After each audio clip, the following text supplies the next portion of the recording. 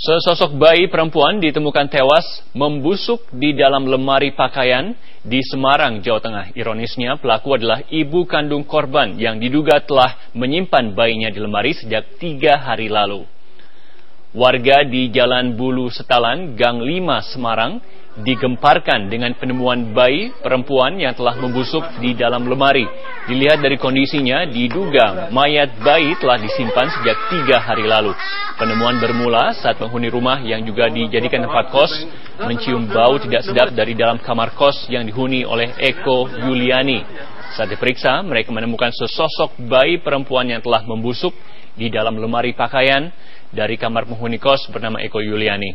Penemuan ini langsung dilaporkan pemilik kos ke polisi. Tim Inafis dari Polrestabes Semarang yang datang ke lokasi langsung melakukan olah tempat kejadian perkara.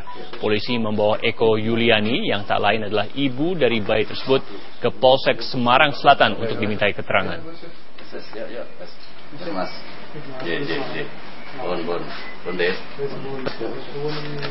Sementara ini